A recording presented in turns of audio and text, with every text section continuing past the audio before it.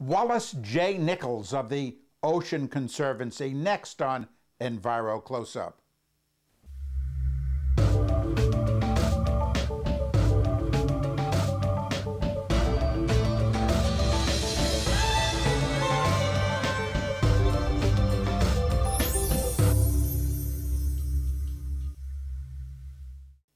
Welcome to Enviro Close-Up. I'm Carl Grossman.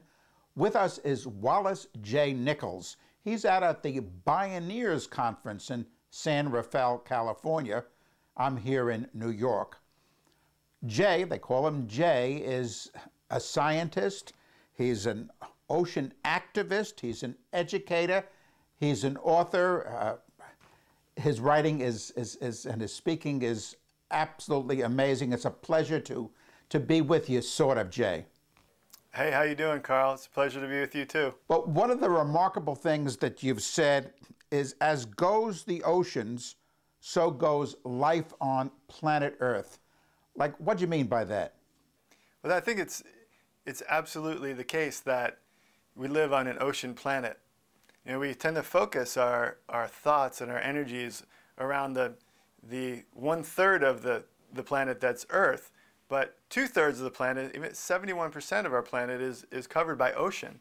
So we are living on an ocean planet. 80% of the biodiversity is in the ocean, and 90% of habitat, available habitat, is oceanic. It's marine, it's salt water.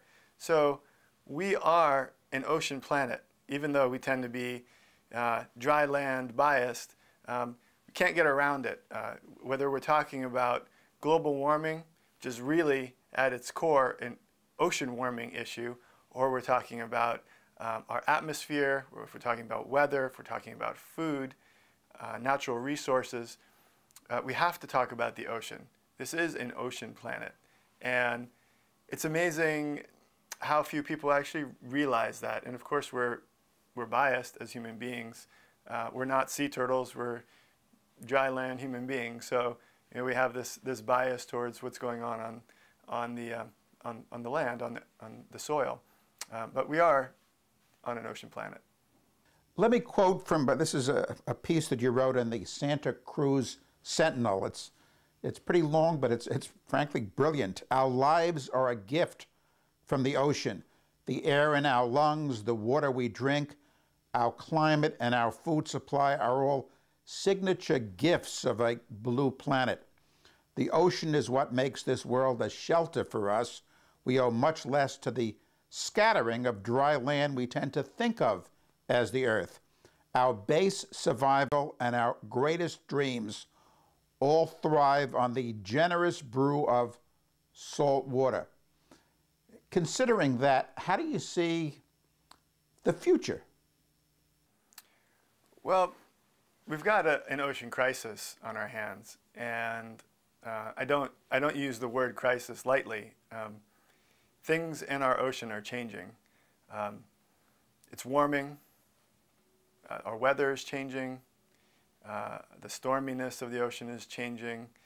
The productivity of the ocean itself, and then our abusiveness towards the ocean is starting to add up. We used to think that the ocean could take all that we put in it and just handle it. And we had this idea that dilution is the solution to pollution.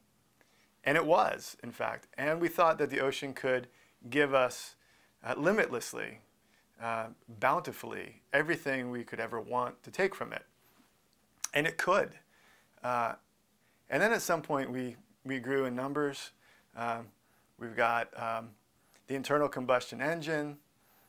We started making plastic things. We started inventing chemicals that the ocean's never seen before. And all of those things together have increased our imprint on the ocean, our ocean footprint, if you will. So we've taken much more out of the ocean than it can give. We've put much too much into the ocean than it can handle, than it can decompose.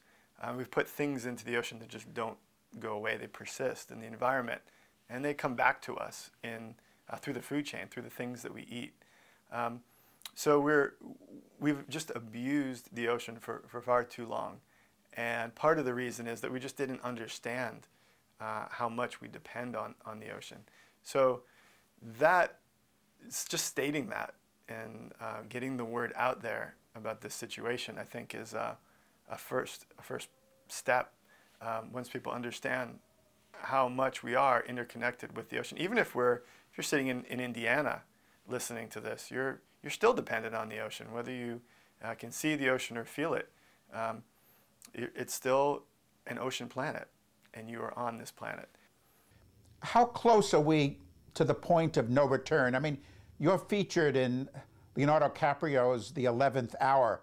How close to midnight are we in terms of the ocean? Well, in terms of where are we in, with regard to this crisis, and how much time do we have? That's it's a difficult thing to predict. I mean, things have been happening almost on a weekly or monthly basis lately that surprise me, shock me in a negative way. And at the same time, things are happening almost on a monthly basis that surprise me in a positive way, advances and breakthroughs and successes. So both in the form of new destructive forces and hopeful solutions. That said, there are several species of beautiful marine animals that we hold near and dear, like the leatherback sea turtle, that scientists predict that the Pacific leatherback sea turtle has a decade at current trajectories. With the current ocean environment, the current level of bycatch, the current level of beach development, and all those things, if nothing changes, the leatherback turtle is predicted to be gone from the Pacific in 10 years. 90% of the big animals in the ocean have been removed. Some scientists predict that by 2048, ocean fishing as we know it will be no more. So we're living in this crisis mode, and we're adapting and surviving under conditions that 20 years ago nobody would have wanted to live under. We've got increasing plastic in the ocean. We've got collapsing fisheries. We've got endangered species. The animals that we love are disappearing.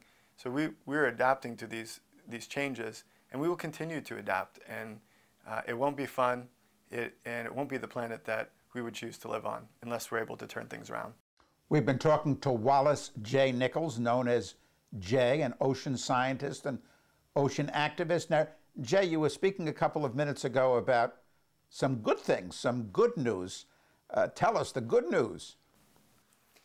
Yeah, in this sea of destruction, as it seems to be, or this ocean crisis, there's lots of good news. There are literally hundreds of thousands of people around the world have taken up the ocean cause as their main concern. It's what they do day and night. They fight for the ocean. You've got networks, global networks like Surfrider, the Waterkeeper Alliance, and Ocean Revolution, who are working with young people and surfer activists and ocean lovers and people with connection to water around the world, and solving problems. And sometimes it's through the heavy-handed things like lawsuits and protests, but sometimes it's through connecting with people, helping them understand the problem, and then seeking a solution together. Wallace J. Nichols, thanks so much for being with us, and thank you so much for your work. I'm Carl Grossman. This has been Enviro Close-Up. To check out the website of Enviro Video, which produces Enviro Close-Up, just go on the internet to envirovideo.com. Thank you for watching.